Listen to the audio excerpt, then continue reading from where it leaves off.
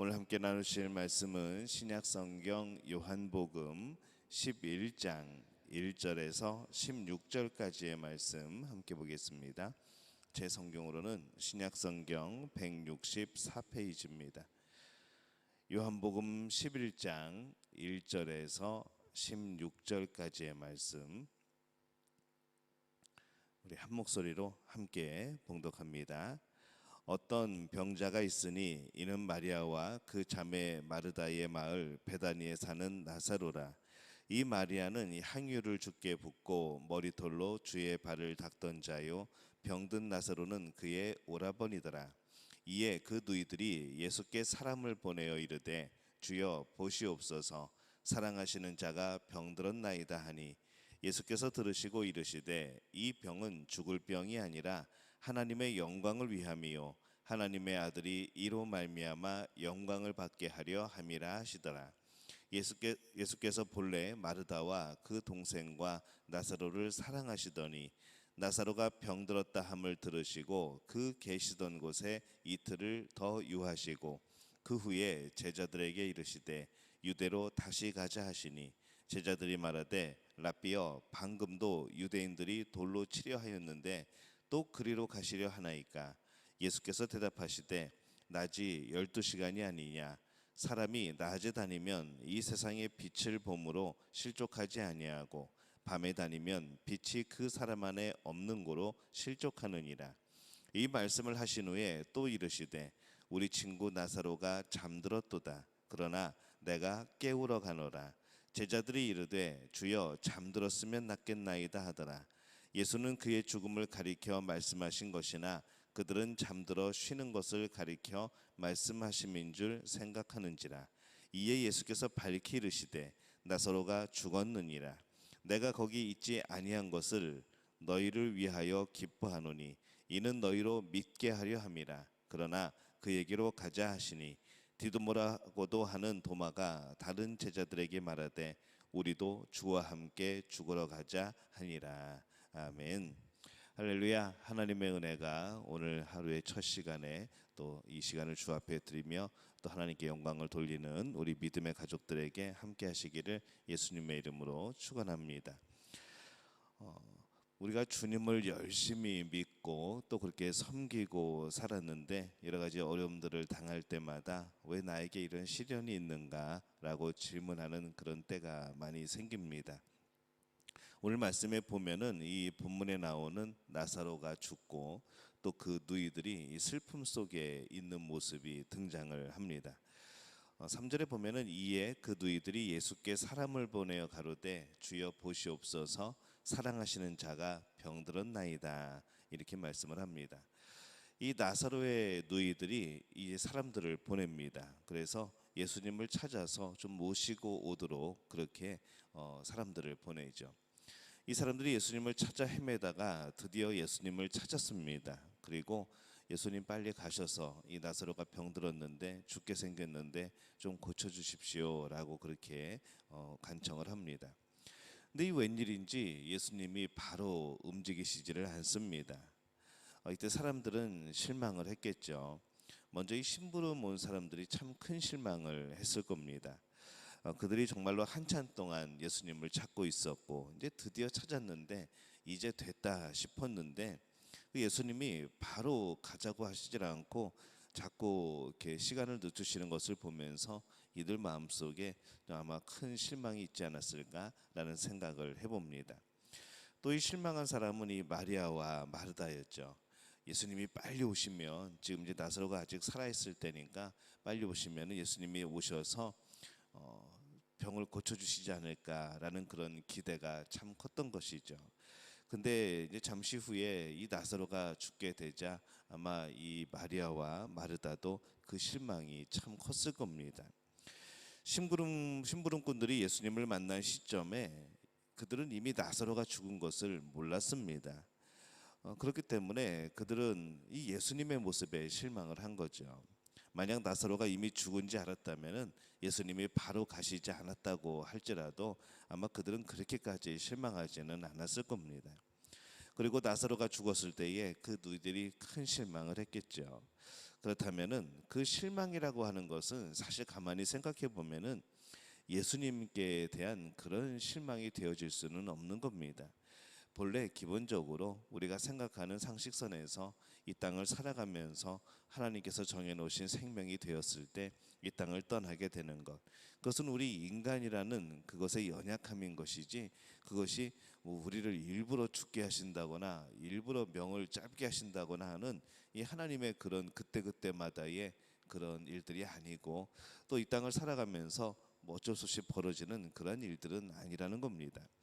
그래서 사실 그 실망의 대상은 사실 하나님이 아니고 예수님이 아닌 것이죠. 인간적인 그런 태생의 그런 연약함이고 그런 이제 부족함들입니다. 이 나사로가 병들었다 함을 들으시고 그곳에 계시던 예수님이 이틀을 더 그곳에 머물립니다. 이틀을 더 기다리신 것은 예수님 뭐 인정이 없어서 그런 것이 아니고, 후에 예수님은 이 나사로의 무덤에서 우시는 것을 우리가 볼 수 있죠.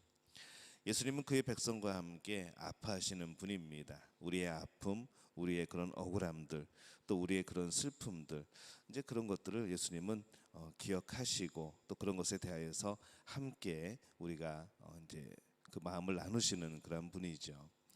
그런데 이 예수님이 거기서 이틀을 더 유하신 것이 과연 어떤 의미일까 우리가 생각을 해보게 되면은, 이 예수님이 그 이틀을 더 유하시면서 이 사람들이 낮아지는 모습이 보여지기 시작합니다. 이 사람이 낮아지는 것이 때로는 참 유익합니다. 나사로는 죽는 것이 그에게는 유익했습니다. 그 자신에게는 그때 당시에 많은 사람들에게는 아픔이었고 슬픔이었지만은 이 나사로의 죽음을 통하여서 예수 그리스도가 증거가 되고 하나님의 아들임이 증명이 되고 죽은 자가 살아나는 이 부활에 대한 소망을 다시 한번 갖게 되는 그런 계기가 되어지는 겁니다.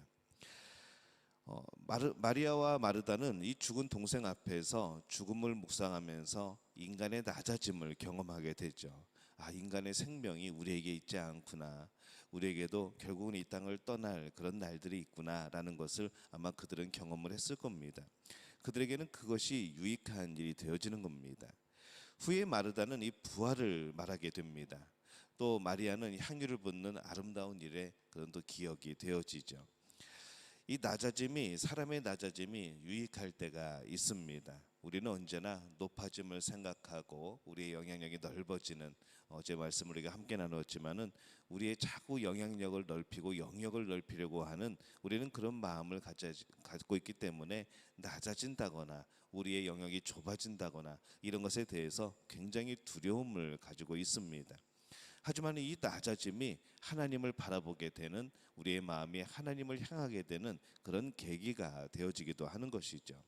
그래서 우리는 이 낮아짐을 두려워하지 말아야 합니다. 하나님 안에 있는 사람들의 낮아짐은 때로는 하나님의 영광을 더 볼 수 있는 그런 자리로 이끄시는 하나님의 섭리가 되어지게 됩니다. 사명이 있는 사람은 낮아져도 넘어지지 않습니다. 그에게 사명이 있는 한 바로 어떤 낮아짐이나 어떤 좁아짐이 문제가 되지 않는 것이죠. 우리가 살아가면서 낮아질 때가 있을 겁니다. 또 그런 것을 지금 경험하시는 분들도 있고 예전에 경험하시는 분들도 있을 겁니다. 하지만 우리가 언제든지 우리의 인생이 낮아지게 된다고 느껴질 때, 그때는 오늘 이 말씀을 여러분 기억하시기를 바랍니다. 낮아질 때에 오히려 높아질 때보다 더 깊고 더 풍성한 그런 유익이 있습니다. 우리는 낮아질 때 더 기도하게 되어지죠. 우리는 낮아질 때 하나님을 진심으로 찾게 됩니다. 우리는 낮아질 때에 예수님의 그 고난을 다시 한번 생각하게 되죠. 우리의 낮아짐은 바로 예수님의 아픔을 동반을 하기 때문에 그렇습니다. 예수님도 함께 아파하시는 것이죠. 우리의 낮아짐에 대해서 참 그거 참 속 시원하다고 하시는 것이 아니라 그거 참 잘됐다, 뭐 그렇게 살더니 그 봐라라고 하시는 그런 예수님의 마음이 아니라, 우리의 낮아짐 가운데서 예수님은 함께 아파하시고 우리의 눈물 가운데 예수님도 함께 슬퍼하시는 겁니다. 그렇기 때문에 우리의 낮아짐은 오히려 우리에게 참으로 은혜가 되고 영성이 깊어지게 되는 그러한 계기가 되어집니다. 근데 정말로 우리의 삶에서도 낮아져야 하는 것이 필요할 때가 많은 것을 봅니다. 그것이 우리에게 참 유익한 것이죠.